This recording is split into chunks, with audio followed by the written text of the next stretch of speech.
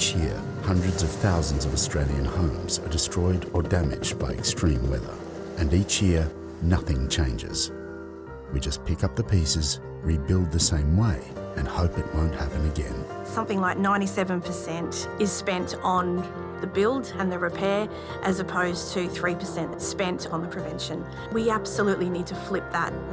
The only way to change this cycle of destruction and heartache is to completely change the way we build our homes. So that's what we proposed to Suncorp, one of Australia's largest insurers. Introducing the world's first home designed, scientifically tested, and built to withstand cyclones, floods, and bushfires. This is one house to save many. To create it, we brought leading experts in home resilience together for the first time, combining their knowledge to create groundbreaking resilience features, like mesh screens to protect against fire and debris, water-diverting retaining walls, and air pressure relief systems to prevent cyclone damage. The project launched with a national ad campaign and primetime documentary. The learnings from One House were then made available to the public and presented to government institutions and national building companies. A home so resilient it can withstand fire, floods and cyclones. Industry experts say it's a step in the right direction. I wonder why we hadn't done this before. You guys are geniuses. We're now putting the learnings from One House into industry-leading product innovation and potentially changing the whole insurance category. Led by Suncorp, the Insurance Council of Australia has now launched Project Resilience, aiming to embed resilience into the National Construction Code by 2025. And the Australian Federal Government has announced a $600 million resilience fund for new disaster preparation and mitigation programs. This project was not just about building one house. It's about changing the way Australians build every house. One house designed to save many. Hi, friends. Sure. These are very tall chairs for small people. We're really excited to be here today, and I'd just like to say we're both very proudly in the over 40 club. So we're representing. Hi.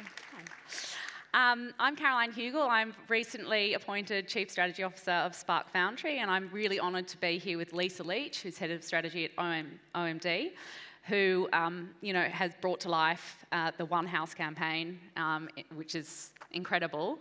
I don't think there's an award that One House didn't win, most notably the Cannes Grand Prix for Innovation in 2022, so it was incredible.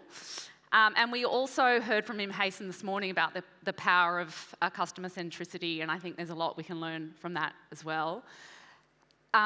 The irony of this is obviously I worked at IAG for many years at the time when One House came to market, and we were absolutely envious, but also really inspired by such groundbreaking, world-changing work. We were also on a mission that was purpose-led with making the world a safer place for everyone. So it lifted the game for all of us, and we think that's really important from a marketing perspective.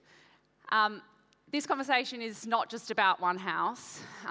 It's really about how you get ideas like One House to market. It feels like we've heard a bit from Colts and Sam this morning about creativity in media that feels like it's slightly dipped or massively dipped, as they showed you in their numbers. And I guess this is a call to arms to be inspired by an idea like One House and how you too can bring something like that to market. So I'd like to kick off the conversation with your insights on how on earth you brought this to life, what made Suncorp buy such an idea, and what role media played within that process. Yeah, awesome. So I think I'll just start by saying we're very, very lucky working with Suncorp because we don't have a client with a marriage crisis, so none of the Trumps or any of those. So we are lucky that they obviously value creativity, and you saw that from Mim. She really lives and breathes it every day. But I want to go back to when this idea was presented, and I actually remember the place I was sitting and the room that I was in. It wasn't in the office, it was at home when it was presented. And after it was presented, I think it's that kind of scary good feeling of we absolutely have to make this happen. But I remember at the time I actually picked up the phone to Anna, who's somewhere in the room, after to go, but how on earth are we going to do this? So it's that kind of idea that really inspires great work from all of us. So at the time, it was actually born out of a storm season brief that the client wrote. It was a really great brief. It talked about their resilience strategy, and the idea really talked back to that, and also talked back to Suncorp's purpose of building futures and protecting what matters. But we couldn't get it up in time for storm season, because as you can imagine, trying to do something of that nature is quite a big ask. And also, when it was first presented, it was an actual house. It wasn't a prototype of a house. So with the team, we kind of defaulted to plan B because it wouldn't have gone live for that storm season. But what I will say is nobody on that team ever gave up on the idea. And it was really an incredible thing to watch and be a part of in terms of how the client, but also Leo's, the agency, and ourselves, how everyone kept pushing it forward to make sure that it did happen and came to be. So yeah, there was a few hurdles along the way for the clients in terms of, you know, how do we afford a house and do we want to do something different? But they found a way. I feel like some of the bigger ideas that come to market rely on not only just proving out the potential of earned media, but clients seeing that potential, because it doesn't often exist in numbers on a media plan. Like, they obviously bought into it. Oh, 100%. I think they were on board with it because, to your point, yeah, they recognise the power of earned media and the power of creativity, which you saw from Mim in terms of, you know, how that really is a catalyst in terms of business growth. So this idea, at its core, to your point, it was centered in earned media. It would be something that you would naturally talk about because it's the kind of idea that's never been done before. Yeah. Culturally, at a time, I think it was obviously really relevant with bushfire season, a whole lot going on in the media. I think the role of strategy so much more now than ever to get ideas like this off needs to be really culturally relevant. We refer to that as cultural fluency at Spark, and it's something we try to embed in how we show up. This feels like it just hit the cultural, moment. Despite having 18 months of planning. So. Yeah, it was interesting. So just for everyone's sake, if you haven't seen as much of this campaign as you think you should have, it's because Suncorp is really grounded in Queensland. And it was about solving problems for Queenslanders, and I think Mim talked a little bit to that. So, I think the environmental issues were really rife and clear at the time. But as I said, it didn't get to market until much later. So what was really interesting is the journey we went on to get there and what changed in the context. So we'd come through the worst bushfires probably in our history. We then landed in a pandemic. And I think what we were seeing was people's behaviours were really quickly shifting. So in a very low interest category like insurance, suddenly people were actually valuing insurance because they were feeling really at risk. So, COVID made you feel at risk of many things, but it just made you feel at risk in general. And at that time, also, we were all stuck in our homes. So the value of your home became even more important. And the backdrop was this really negative news cycle that we had come through. So everyone had this anxiety from all those things coming together. So I think there was a little bit of luck, and I think you and I have talked about this before, a little bit of luck in terms of instead of presenting another problem, we were really fortunate because Suncorp could actually present a solution. So we wanted to play into that and inject ourselves into the news cycle, but show the solution to the problem rather than just showing the stats like we'd seen through COVID of the risk and people feeling anxious through that period of time. Yeah. So yeah, I think it was a little bit of luck in terms of when it came to market, it actually worked probably even harder for us. We were also seeing in terms of behavior, because of all of this, the interest in insurance in terms of search trends, they were through the roof. So yeah, definitely there was a desire for insurance, particularly home insurance. Yeah, it was the first moment that people actually cared about a product that they... Exactly, and we were feeling anxious about finances too, but the way to navigate through that was to try and secure what we could. So often we see in our industry press one piece of content, but it was much bigger than that. Do you want to talk us through a bit of the fuller plan that went to market, and the role that media played within it and the surprises you saw as it played out. So if you wouldn't mind, we're going to flick over. We've got a little bit of an ecosystem. So I'll say, I know it's sitting behind me. At the top of this ecosystem, I think you'll agree, it looks pretty traditional media-y. I think what we quickly realized with the One House story is that it wasn't the type of story that could be told through short-form content and the traditional 30 or 15-second ad that we put to market. It needed to be told in a different way. It needed to be told, in a story. So the documentary, as Mim referenced, was a really core part of the Suncorp One House distribution. And that was really the center of everything to try and get that story across. So with that, as a media agency, we had a huge role in getting that up. We needed to bring partners in early from a media owner perspective or publisher perspective to get them on board to air the content for us. And I know Thad's in the room here somewhere too. We really lent on our partners hard and engaged them early. We wanted to speak to them about what kind of content would actually be able to sit on their platforms. So with Leo Burnett, we had those conversations quite early. So that was the documentary, which is a really cool part of this. And then the second piece was, as we've talked about, the potential for earned media. And I think why that's important is because, again, we could lean on our partners, but we needed to do it with the Suncorp Corporate Affairs team.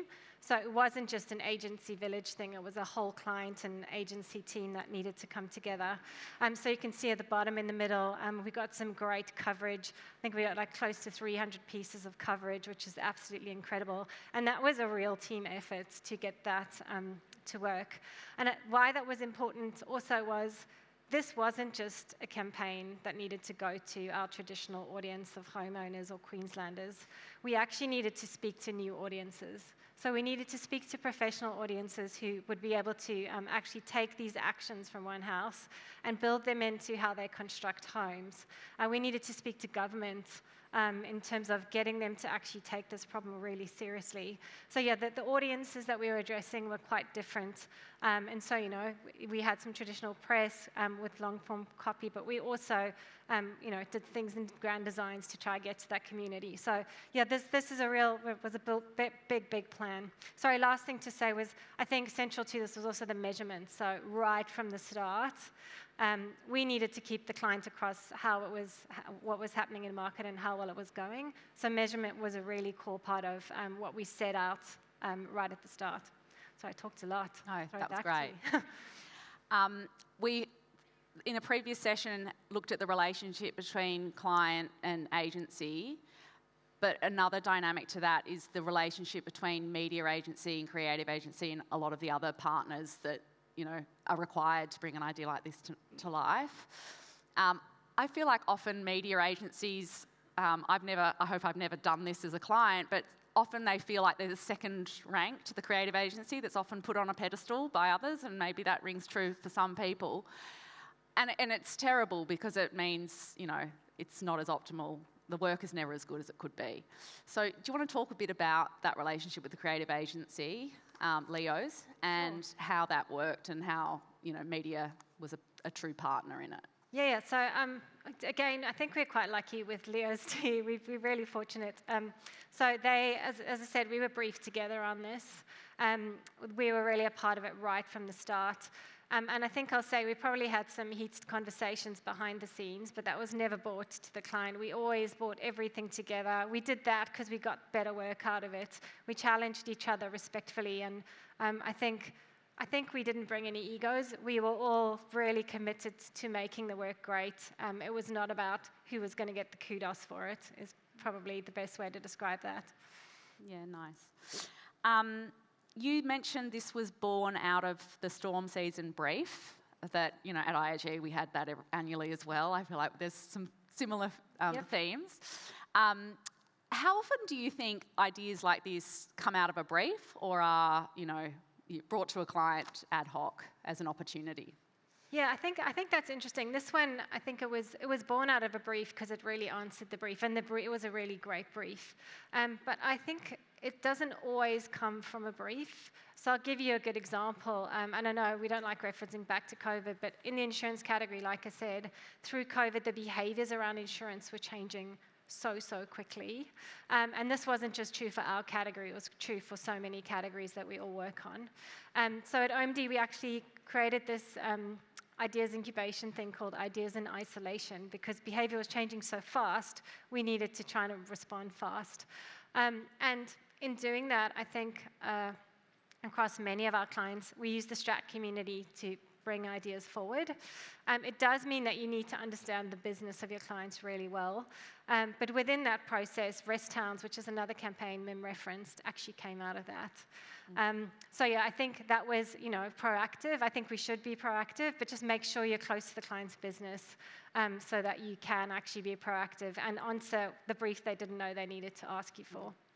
That always helps. Cool. So I'm going to throw back to you because I want to ask you a question, having been client side. What do you think? What do you think the conditions are to make great work? And what do you, as a client, think you need to do to get that? I mean, there's a long list to that, and I think Sophie this morning talked about magic and muscle, and I think there's absolutely an element of magic in ideas, in timing, and in culture that you can't plan for.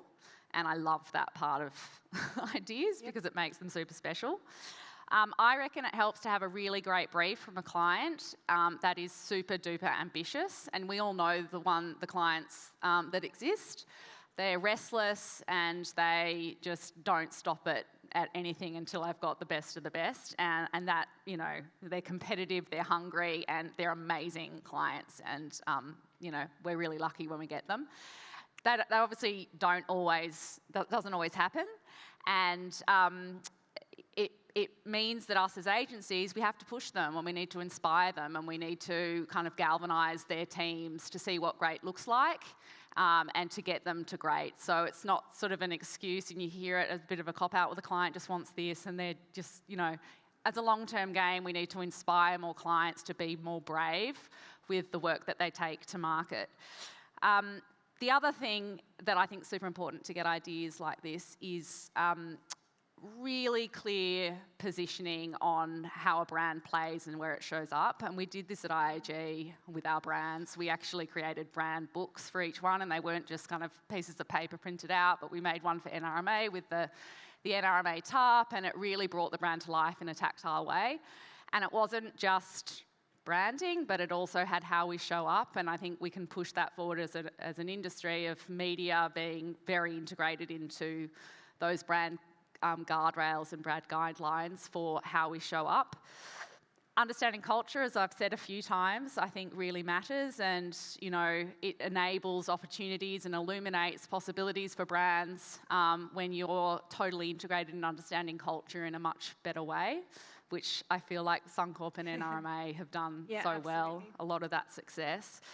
And then kind of reflecting on what Mim said this morning around data and customers and finding opportunities there. Creativity exists in data, and I'm sure you witnessed this as well. There's so much data in insurance, and it's, there's a sweet shop of opportunities there, but they won't just exist in insurance, they'll be in everyone's clients, and they will not be the things that you look at every day. You've really got to go find them, and there's a lot of fun to be had in finding those creative opportunities in data. And then the last one is obviously time. The more time you have, the better. It's always a cop-out to go, well, we only had a week to do this. Fine, get that one done, and then start thinking proactively about what the business needs and what you can bring to market, in a year's time, as big as one house. I agree. Right? So we wanted to leave you with 3 things, having had this chat. So I just want to say to this group, definitely do not give up on your ideas. Sometimes the client is not ready to receive it, and you may be, thinking a little bit ahead, or it's just not viable at the time. Don't give up. Keep pushing your ideas forward. I would also say leave your ego at the door. Work with the agency partners in a way that's collaborative, and gets the best work up. And then the last thing was, do think about measurements in terms of when you're building the idea, build the measurement that sits around it, because that just inspires the clients once you can see the success to do more great work in the future. So yeah, thank you for having us on stage. Thanks for having us. It was really lovely to be here.